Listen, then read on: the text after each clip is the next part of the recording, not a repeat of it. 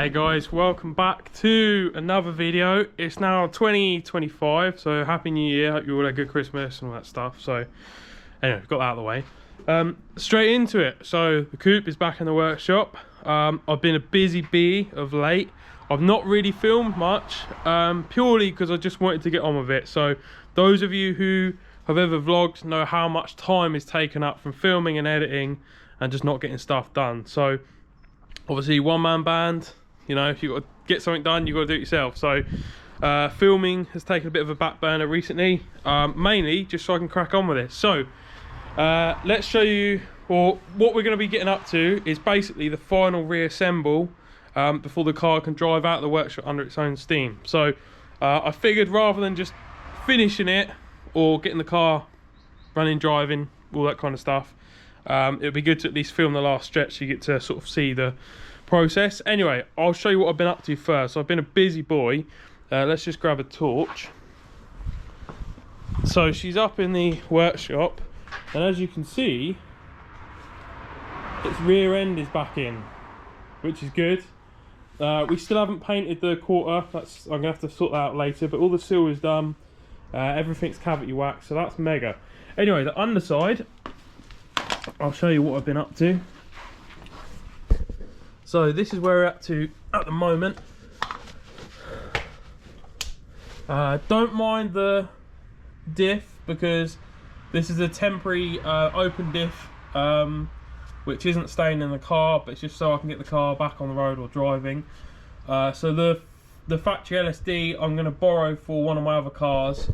It's going in my touring because the diff in my touring needs rebuilding. So the plan is basically chuck the LSD in my touring, rebuild the touring diff, and then also I can test out the coupe's LSD and find out if that wants a rebuild, and then rebuild it if needs be. You get the gist. So yeah, this is just in here temporarily, but the subframe is in, the tank is in, all new fuel lines, tank straps, bolts, hardware, everything has been replaced. The only stuff that hasn't been replaced is the shafts. I just cleaned up. I need some new clamps. I ordered them today, new clamps for the boots. The coilovers I haven't changed yet. I don't know what I'm doing with them. And the brakes, I've given them a rattle can refurb essentially. They're not perfect, but the discs and pads I've got were nearly new. And just to minimise the amount of cost at the moment, I have just chucked the old stuff back on and just given it a lick of paint just to make it look reasonably fresh. So there's the diff to sort, the coilovers to sort, and the brakes, but like they're good enough for now, so we're not going to get too bogged down with that. What I have done is complete new brake lines. So we've got lovely new Cupra nickel lines. I will coat them in some sort of clear coating to stop them corroding. But yeah, we've got up there new hard lines, new clips, and then some new Hell braided lines, stainless lines. So they're looking good. Obviously all the bushes are in, all the power flex. You might have seen that on a previous video. I've just bled the brakes, so that's good. We've got a small list of things to do on the rear end before the car will drive again. I'll also show you the interior. Now if you watch the early videos of this car, you remember how rotten it was, especially the interior. And my thoughts or what caused that was that the heater matrix might have been leaking. I think one of you guys suggested it in the comments, and I was aware of it, but yeah, having done some reading and seeing quite a lot of people suffer with that issue, it's definitely a problem. So for the moment, I've basically left or pulled the entire carpet out, so it looks like a bit of a state in there. All of the heat insulation I've removed, so I need to pull the adhesive off, so that's a job with probably some petrol or some thinners. And then what that's done is this side obviously has all been repaired, just needs wire wheeling and painting.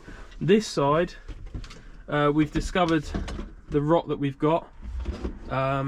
So you've got that nasty rear corner there, and then that side looks like there, that sill has already been replaced, or repaired, and they've not done a particularly good job. But the trouble is, where the carpet was wet, it's always going to come back and bite you in the arse. So that needs cutting out and repairing at some point, but for the moment I'm not worried. It's structurally sound enough to pass an MOT.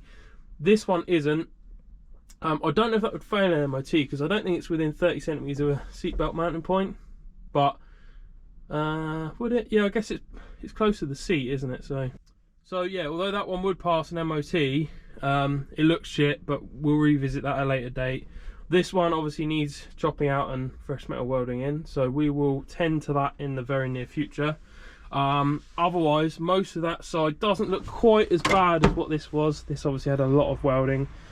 So yeah, I think for the short term, we just do that rear hole and then clear off all this adhesive. And I'm going to run the car without any carpet in it, so I can monitor any water ingress once the car is painted and back outside. Because the last thing I want to do is weld this up and then put the carpet back in and not be able to trace if there is a water leak. At this point, I don't know if it has a water leak.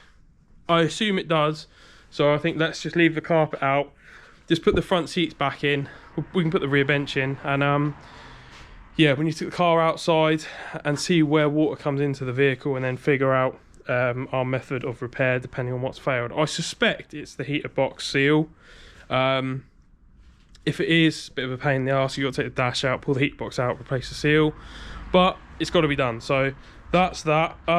The list, or just to show you how much I've got through since I last vlogged, the last video on this was building up the subframe on the floor with the new bushes and stuff. So that was the list that we had, and yeah, we got through most of that. So all that was left from that initial list was heater box, which was really just a case of thinking that the heater box was the issue, but that's going to be a while away. And the passenger seal, there's a small hole that I'm going to repair. I'm not going to start poking and prodding that passenger seal just yet. It's not rotten like the driver's side was. It's obviously got rust in it, but yeah, I'm not going to go crazy cutting that seal off. I really want to get the car out this year and usable. So I think the driver's side can be really nice and clean and mint, and the passenger side can be what it is. It's not going to get any worse, you know. If it's rusty, it needs welding, so be it. But yeah, that was the list. So lots of things on there we ticked off: the subframe build, brake lines, heater box, don't know what that says, I think it was remove the carpet, sound deadening, driver's arch. So yeah, did a lot of that. We were going to do a burnout, but that's been ruined because we put an open diff in it. And then if it all went Pete Tong, the last thing on this was brake it for parts. Because yeah, it's been a long challenging build, this one. For those of you that's followed the build know how difficult it's been. And there's always more important stuff to be getting on with. So I've kind of made it a priority over the last 2-3 months, and actually I've been getting through it, as you can see. Which is pretty good. My workshop is an absolute state because there's so much of this car spread out everywhere because it's such a big undertaking. Yeah, fun stuff. Anyway, so we've got a new list that I've just put up today. So basically what's left on the rear end is a handbrake cables, the little mounts that secure them to the heat shield, and adjust the handbrake itself. I need to install some heat shields, which I will get to in a moment. The back box needs to go on, and a quick bolt check. Realistically, we could start it up now, but we can't really draw it out of the workshop because I'd like to just put the heat shields on it and the exhaust, bolt check it. I don't know. Maybe we just drive it out now. But yeah, the heat shields that were on the car, you've seen the one on the underside, which is pretty battered. I wasn't very careful taking the rear end off of it because I knew the heat shield was absolutely, to put it bluntly, fucked. So I could straighten it out, but it was so beat because it had been off so many times before. So that one there needs to come off. What I have recently purchased, some of you may have seen if you follow me on socials, is a coupe. Sorry, a convertible. So this is a parts car. It's getting broken for bits. But I know of this car there's lots of good usable stuff, so I need both the heat shields, the ones by the back box, the one on the tunnel, and then loads of silly bits like silly little clips, washers, yeah, all that kind of stuff. And you can get a lot of that stuff from BMW still. It's still available. You can use real OEM to get the part numbers, So if you've not used that before, www.realoem.com, and you can type in your VIN from your BMW. It's an E36, E39, E60, whatever you've got, and that will give you some original parts drawings, and you can pull off your part numbers, and then you can go to BMW and say, I need this, this and this. So for those of you that aren't familiar with that, that's a really good tool to use, and it's free to use. So from my point of view, as a novice DIYer, you can just go on, 10 years ago I'd go on then go, right, I need that part, great. But even now, 10 years on, as a business, I still refer to those drawings when ordering parts for stock or for builds for customers or builds for my own stuff. So silly stuff, like if you're like, oh, I need, these clips here that hold the rain tray, gutter tray, whatever you want to call it, you'd never find the clips unless you find someone breaking a car, but not that many get broken. You can go on Real OEM and pull the part number for that clip, and it'll probably be like £1 from BMW. It is worth mentioning some stuff is no longer available, so just bear that in mind. But yeah, that comes in really handy. But it's time consuming, and when you're looking for really small things, and a lot of them, you can get lost in it and lose a lot of time. So knowing that I needed some heat shields and some other bits and bobs, I just bought this car, and I thought, you know what, that'll give me everything I need, every single little clip or washer or whatever I've got. So that's going to help us reassemble this. In terms of this side of the car, welding is all done, except we have a small hole on this arch, just so I can put my finger in, and then there's that little box section down there which is missing because I cut it out, and we need to put one back in there. I don't have a good one, but again, that convertible could provide the box section that we need. It's essentially, I think it's one of these. I think this is the one we cut off the coupe, which you can see why I cut it off, because it's battered. But yeah, we need to get that re-welded back on, and then the driver's side will be sorted, so that's pretty good.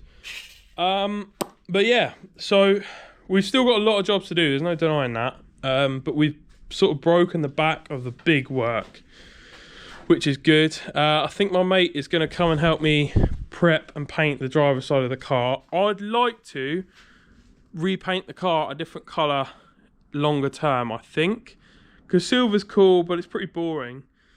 So yeah, that might be something we revisit at a later date. But I think now just painting the driver's side is sensible. Just freshen the car up, make it usable.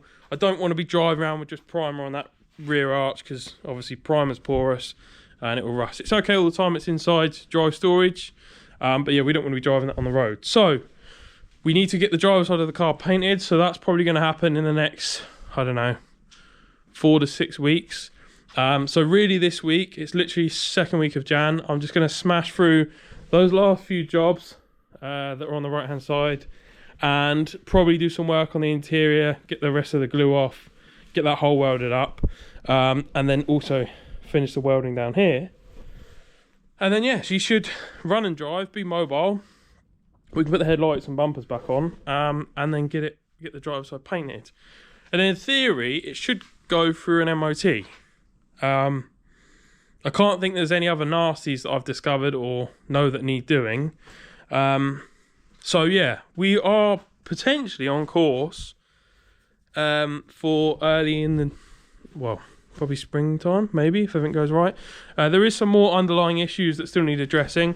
The lock set, if you remember in an early video, I didn't have a key that matched any of the locks. So the only key I've got works in the ignition. So that's good. But to lock and unlock the car, I've got to use this Clifford, is it Clifford? Code alarm, alarm fob, which works at the moment, but anyone who's had an old Beamer knows the aftermarket alarms on these cars are so finicky that, yeah, experience tells me don't rely on that alarm. And again, if you watched an earlier episode, you'll remember, I think at one point I got locked out of the car because what seems to happen is when the battery's on, when you slam the door, it locks all the doors, completely deadlocks itself. I have no idea why. I'm assuming something somewhere is not happy, and it physically won't unlock unless you have the fob, because I don't have a key that matches the boot lock or either of the front door locks. So I don't want to have a car on the road and then, you know, if the battery drains or the fob decides to stop working, I'll literally be stranded because I won't be able to get into the car. So what I've decided is to also use the lock set from the convertible and then take the, well, basically the full lock set so that I can easily get in and out the car and know that I can manually unlock and lock the door. Because at the moment, I can't. I have to rely on the fob and I don't trust them. Like I say, anyone who's ever had one of those aftermarket alarms, they're so temperamental at times. It's inevitable at some point it's going to break. I don't want to use it.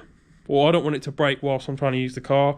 So I'm preemptively fixing that whilst I've got half the interior apart and stuff like that. So, but yeah, that's kind of where she is. So this car's been in here for, what, I don't know, just over a year now. But yeah, we seem to have turned a corner with it. I've got a busy year planned. We've got more trips. We're planning another ring trip.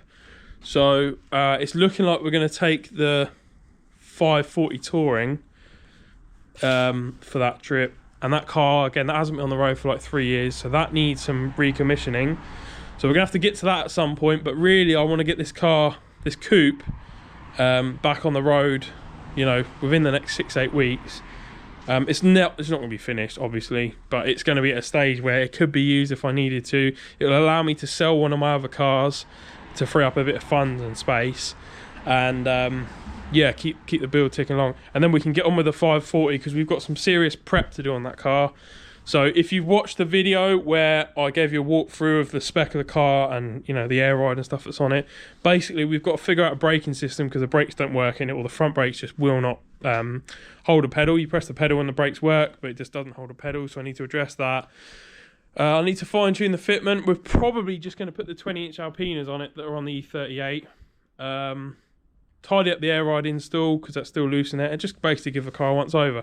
The only other worry on that car is it's never had timing chains done, so we might need to do the timing chains and stuff like that before we go, because the M62, the V8s, they suffer with chain rattle. That car doesn't have chain rattle, but the Vanos unit on one side ticks, so that will need a replacement Vanos unit at the cost of like over £1,000. So we'll see.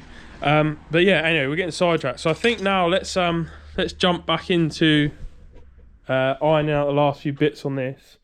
So let's get the we can put the handbrake cables on and adjust all the handbrake and stuff, and then we're going to need to go out to the convertible and grab both the heat shields, which means taking off the cross brace and the full exhaust to be able to get to them. So yeah, it's going to be a busy day, but let's get these handbrake cables done first.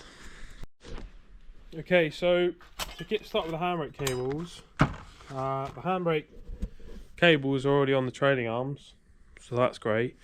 And the handbrake shoes and all that stuff, it's already behind the disc, so we're halfway there. We need the fixings inside the car, so these secure the cable to the handbrake mechanism. So I've saved them, they came off the car originally. You've then got these two brackets which are really thin steel, and these basically screw into the body and then guide the handbrake cable through here. They then fix onto the heat shield. So I bought these new bolts. These are not genuine BMW. BMW drawings or real OEM drawings don't show these bolts, but it's essentially like a tech screw. So bought some of these off eBay. I think they're listed as like Toyota fitment or something, but they'll do the job. So they'll screw into there nicely. And then the only thing I've made a balls up on is I forgot to order new rubber grommets that live in here. Basically, it's just like a rubber seal, and the cable pushes through it, and it stops it rubbing on the metal. Luckily, we have the convertible outside, so I think we'll leave this where it is actually, and we'll go and get the heat shields and the grommets and stuff off the convertible. So yeah. Right, we're outside. The joys of building cars in the UK with, you know, limited budgets and space, and just the cost of everything is so expensive. So we don't all have flashy big units to film from, build from. If you've watched my other videos, you know what the setup is. So yeah, we're on concrete blocks on our breaker. We've got some waterproof underlay. to lay on so I don't get covered in shit. But yeah, it's flooded outside the unit, which is great, but we persist. So let's get under there and have a look. I've come prepared with a few tools. I need to get the cross brace off first, I think. But let's have a little look, see what the state of play is. So the back box, sorry, the full exhaust needs to come off to get the heat shields off. That will be some 30mm on the back box hanger, a couple of clamps there, and then the downpipe. But being a convertible, it's got the cross brace, so we need to figure out getting that off in a moment. The little handbrake guide thingies are just here, so you can see how they're routed.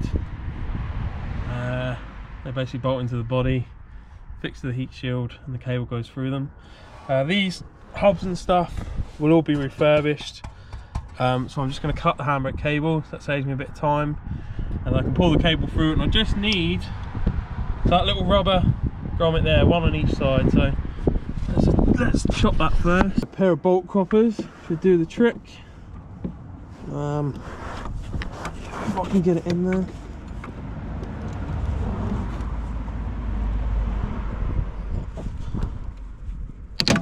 There we go.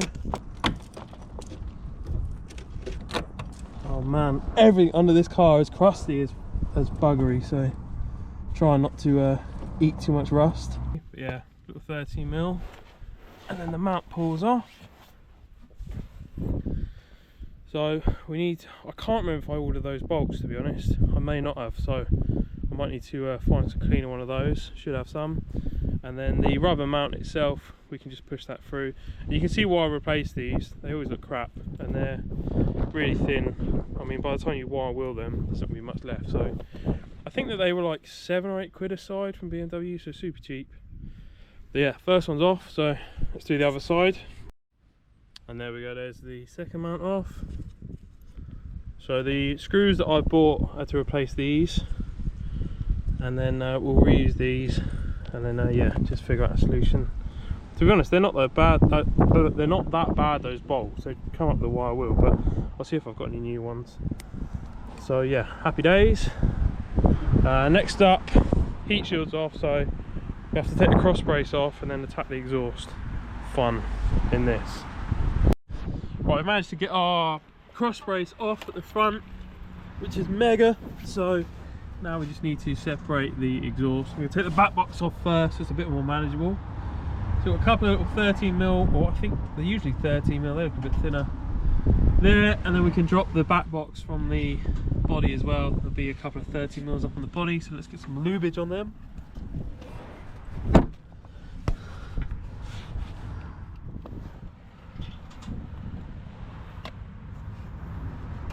Haha, yeah, good joke. You reckon they're coming undone? Probably not. Yeah, I'll see you in a bit then. Right, I've spoken to management and they've said that's not coming apart, so we're just going to pry bar this mount off, he says, somehow.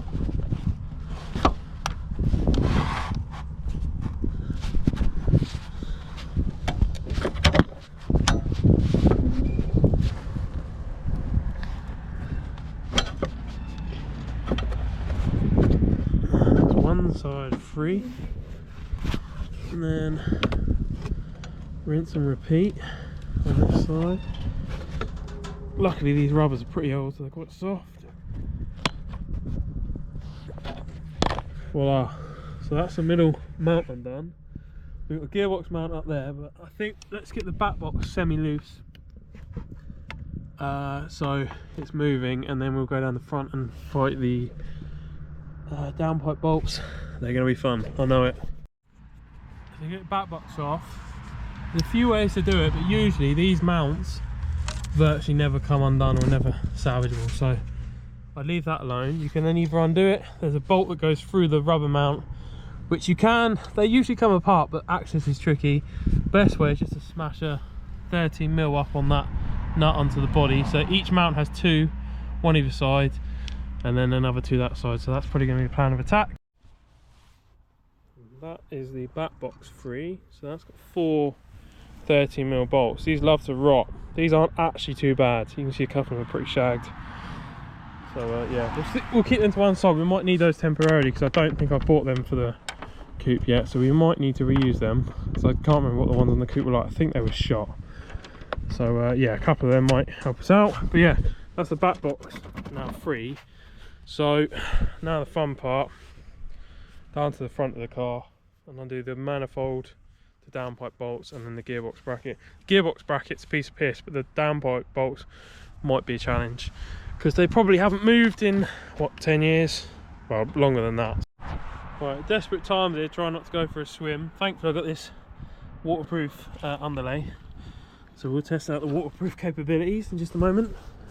But we are cooking, so basically just got to pull off this guy here, which is a little gearbox mount, just some 13mm, and then undo these downpipe bolts, which may or may not come undone. So I think we'll get a bit of lube on them and then send it and see what happens.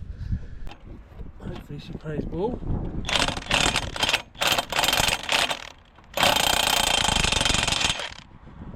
Or maybe not.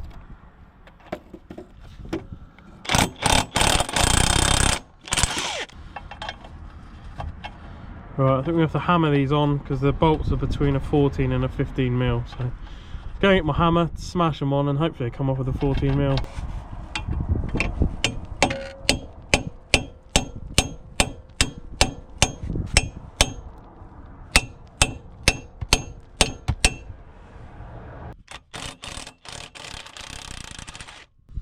Happy days.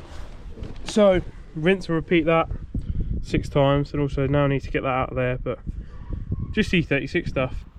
Right kiddos, she actually played ball and they all came off nice and easy, which is a winner. So I've done the mount, so that is winner winner chicken dinner.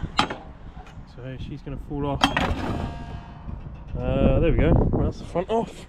Back should just need a little tease past the bumper. Ta-da! And then that's the exhaust off. So happy days. And we didn't go swimming. I didn't get wet. I got a bit of a muddy leg, but trust the old waterproof insulation or underlay, whatever it's worked. So mega. Right, let's get the heat shields off next. So I think they're 10 or 8 mils, but that should be nice and straightforward compared to the exhaust. So right, we have secured the loot. So trusty convertible breaker has proved fruitful.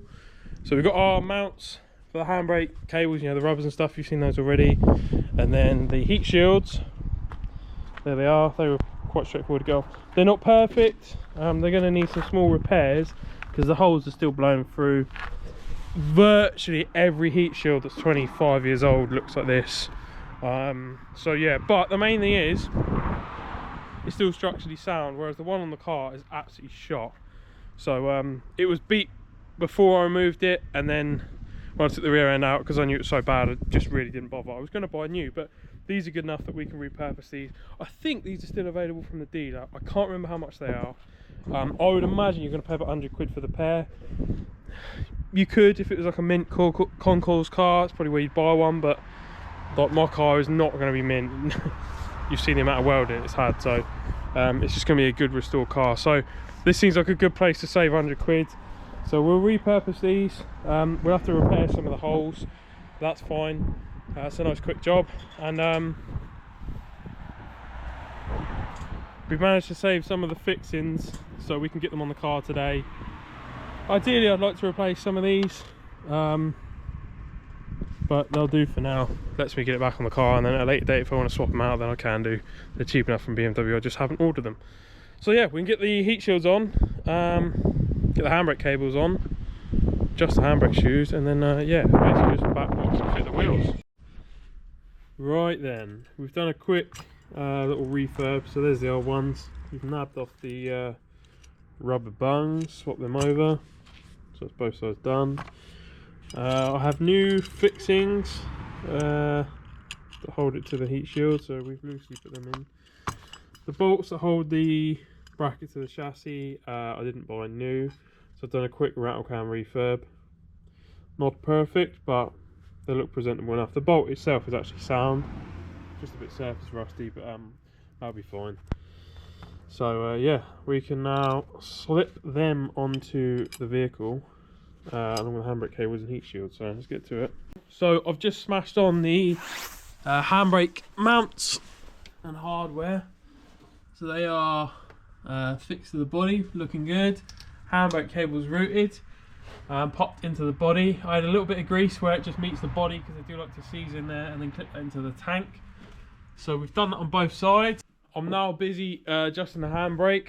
So basically, once you're fed through up to the handbrake, leave that loose, and then using a flathead screwdriver, the factory one that you get in the toolkit is ideal, and basically just rotate the disc until you can see the wheel bolt, or see through the wheel bolt, and you'll see the little mechanism. And basically there's just a little it's like a spiky nut, it's probably the best way to describe it, and that's just coiled around a pin, and you just need to adjust it either backwards or forwards. So what you usually do, what I tend to do, I mean these handbrakes are crap anyway, but just wind it out until the brake won't rotate, and then knock it back about 1, 2, 3 turns until the wheel can rotate with minimal resistance, and then fine tune the handbrake using this nut here. So just back that off until you get like 2 or 3 clicks and that holds the handbrake on, and then obviously rinse and repeat on the other side. So I'm just going to do the other side. Right, handbrake's all sorted, so now we just look at this heat shield. So obviously some of these holes are a bit big to be able to get the factory nut to sort of hold it in place, because they're like, it's like a nut with a built-in washer, and it's only like, I don't know, 20mm wide. So what I tend to do is get either get another scrap heat shield, which is perfect, or this is a bit of old stainless steel insulation or something like that. Basically I just cut it, well, I've cut off, I'll hammer that flat using the vise, and then we can fold it on itself so it's double layered, and then trim it to suit. We can basically make a stainless steel washer from it. So that's the way to fix these on the cheap. So pretty much put that on there, hammer that flat.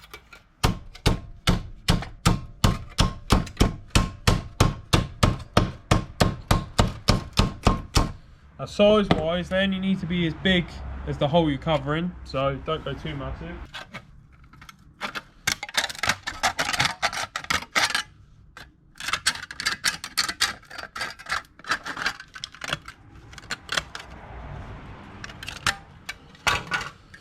So there you go, I've cut a square patch, so I'll now hammer that dead flat.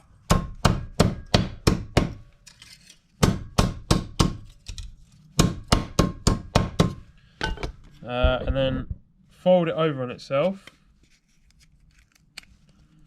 so it's twice the thickness, just to make it a little bit more rigid.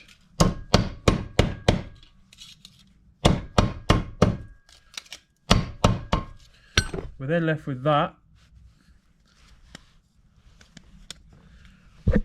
which we can then check for size. So we're going to repair this one, so that's going to go there. So all I'll do now is, just to make it look or be less lethal, just trim the corners so it's you know, not as sharp, or hold them in on themselves, even better. Probably with a brand new pair of snips that'll cut lovely, but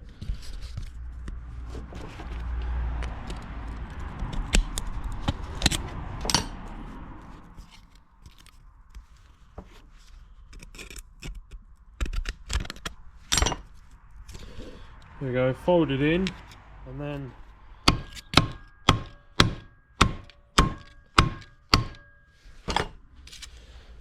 that will then sit nicely there, and then we just need to drill a hole in the centre. I forget what size the stud is on the car, probably like a 6mm, so we won't go too big with our drill bit.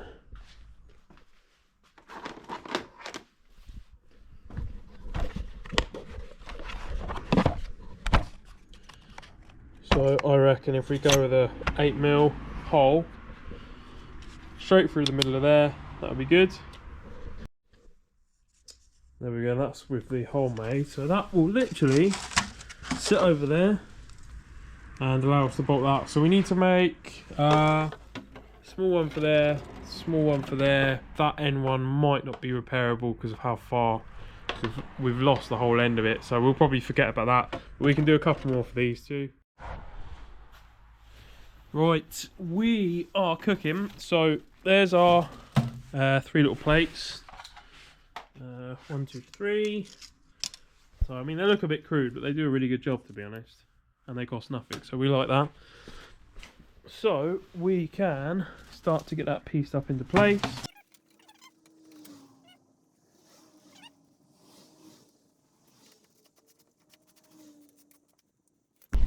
And there we go, that's on there. Yeah, okay, it doesn't look like a brand new heat shield obviously, but it serves its purpose, and once the exhaust and stuff's on there, you don't see this anyway. But the main thing is, it's a way of repurposing your heat shield without spending tons of money. So look, let's face it, most of us are doing this shit on a semi-budget, and yeah, this seems like a good place to save a few quid. It's not a concours build, so you know, if the heat shield is generally good enough, then let's repurpose it. So I'll get these other two smashed on, and then that heat shield's done. So we've got our rear heat shield all in there, lovely, looking good. I've just managed to tease out the old main heat shield, this one here, and you can see it's pretty battered, and then that's our new one there, which is a much better nick. Right, it's the next day, we're back at it. So I've done a bit of progress off camera, done the bolt check, so that's good. I pulled the old mangled heat shield out. I can't remember if I've done that in the last section of the video or not, but anyway, that's out. So just going to tease the new one in there. I have suddenly figured I haven't put the exhaust mount on, and in my infinite wisdom, I was like, I'm sure I had one powder coated. So this has made me pretty happy that we have a nice silver freshly powder coated exhaust hanger to install. I haven't got all the bolts, I've only managed to find 2, so I'll have to pull them bits off the breaker outside, but again, that car's coming super handy. So we'll get this slapped on along with the heat shield, just the back box to put on, and then we can chuck some fuel down it and start it, which will be pretty good. Right, we're cooking along nicely, so all the heat shields and stuff are on. I'm going to show you those in a minute. Last piece of the puzzle before we can start her up is the back box. Let's drag that out of hibernation. Still got its hangers on there, thankfully. Bosh. So we just got to find some bolts to secure it to the body, but that all looks pretty good still, thankfully. So let's chuck that down there. Should be nice and easy to fit this back box because there's no back bumper on. I'll show you the hardware and stuff I've put on the car. Looks pretty good. So there's our new recycled heat shield from the convertible. New zinc hardware from eBay, they work pretty nicely. The back end of this is pretty chewed up, so I ended up sticking a big washer on it, and then further down the car the holes are good, so we just chucked the original washer on. So we're going to reuse the hardware for the exhaust, but yeah, pretty much get the back box on. I'm not going to fit the anti-roll bar at the moment because I know the diff's going to come back out, so no point fitting the anti-roll bar. And yeah, we can chuck some fuel in it and see if it will start. So fingers crossed, that'll be a good place to end this video on. Right, we've hit a bit of a stumbling block. The one of the exhaust sealing rings I cannot find on the 2.8 exhaust. They run like a sealing ring on each pipe. I've got one, can't find the other. Probably have to order one from BMW because I have no idea what that's been, because that came off the car like a year ago. So anyway, let's start it, and yeah, hopefully she runs. So I've only got 5 litres of fuel, which may not be enough, but let's give it a go. So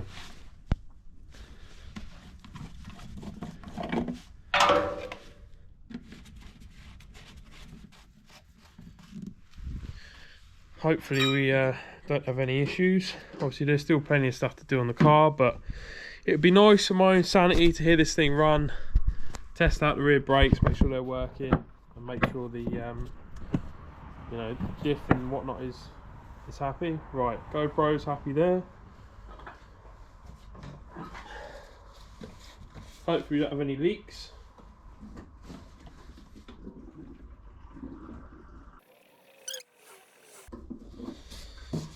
Right, that's our fuel in there.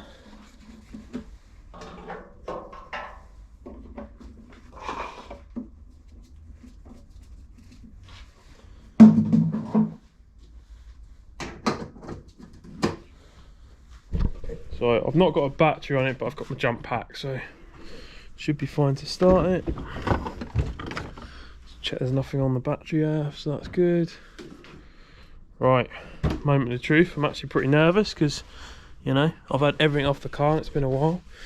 Well, the first thing is there's no fuel leaks, but that's kind of what we expect. So let's make sure it's in neutral at the moment. Right, she's in neutral. I haven't got a... Well, I've got my jump pack on it, so we'll just run it with that. So, trust the old Nocco. Put it on boosty mode.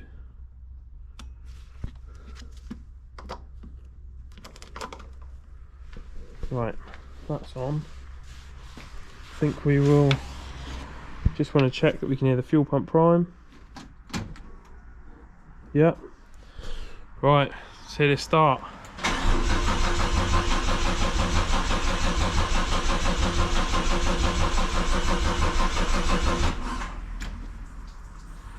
I can hear a leak. Oh no, fuel leak. Wow, that's not good. Right, let's turn the jump pack off and have a little look.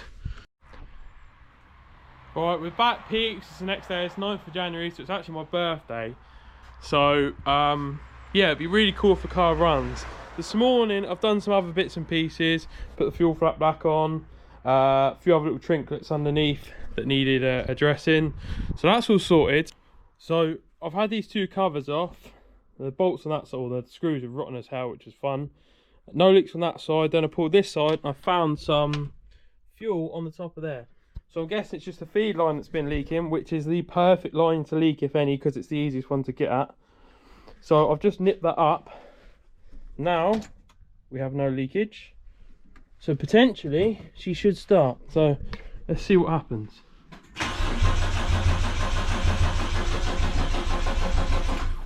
No, we've still got a leak. Right, let's nip that up a bit more.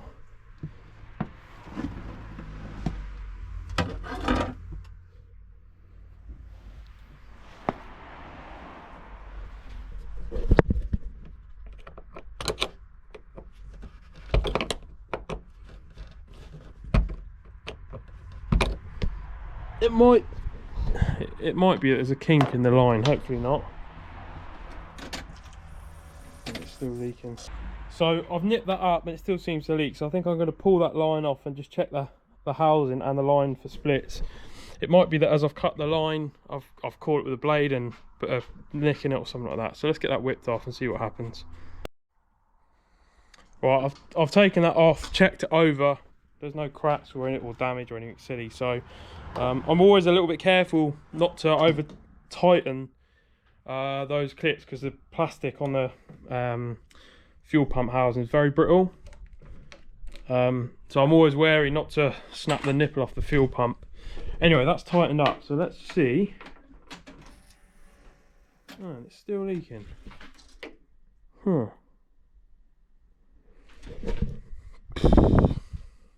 God knows. It's this same fuel line I buy for everything else. Right, we got somewhere. So after much fettling, I dropped the tank down a bit. The tank's still in the car, but I just dropped the straps off.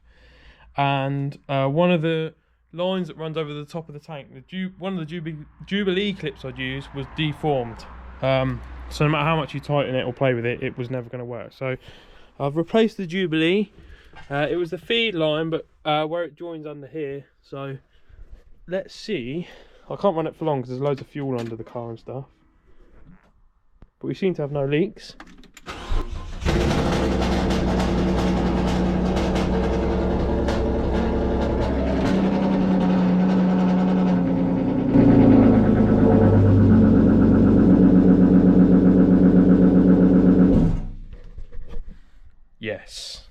running.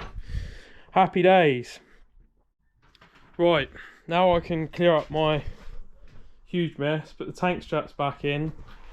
The vert has got some good fuel tank covers and some new screws, so we're going to use the vert for bits and pieces from that. But I think that's probably a good place to end this video. I'm not driving out the workshop because yeah, I'm just not going to have time today. I've got too much other stuff to do. But you've seen the car is running. It wheel drive. It just needs a pair of wheels putting on it. Yeah, so pretty stoked about that.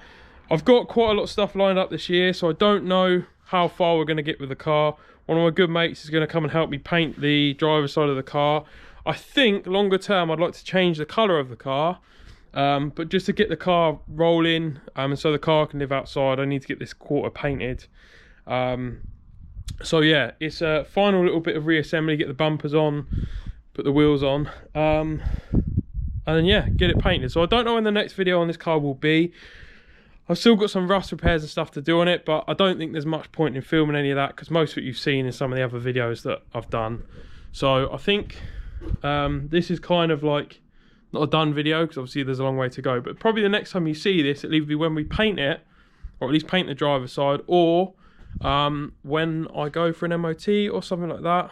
So yeah, but anyway, it's now 9th of January, so we're well into the new year. So we missed our deadline of getting it done, I think end of November. We wanted to have a car driving, or at least welded. I can't really remember, to be honest. Those of you who watch the videos will probably tell me. But yeah, so there we go. It runs technically wheel drive. We could quickly try putting it in gear, I guess. Actually, no, we shouldn't because the tank is dropped down and I don't want the prop to rub on the tank. But yeah, it runs off the key, off the button, and yeah, we've broken the back of the welding. So thank you for watching. If you made it this far, fair play, because this is a bit of a weird bitty video. But yeah, it actually runs and it will drive out the workshop at some point in the next few days, which I'm absolutely stoked about. So in one sense, I can't believe I'm here. Obviously, like, it's been a bit of a long project, and timescales have got a bit out of hand, but as you know, this isn't really, I don't do this as a hobby per se. You know, my business takes a lot of my time up, so getting this car built was always gonna, you know, take a bit of a backseat, especially this year, this last year being so busy. 2025 is also looking absolutely manic. There's a lot on the horizon for the next few months already. So yeah, I'm not going to make any commitments at this point, but I'm stoked to be early January and the car is virtually driving, mostly back together on the rear end. So yeah, stoked about that. But yeah, thank you for watching.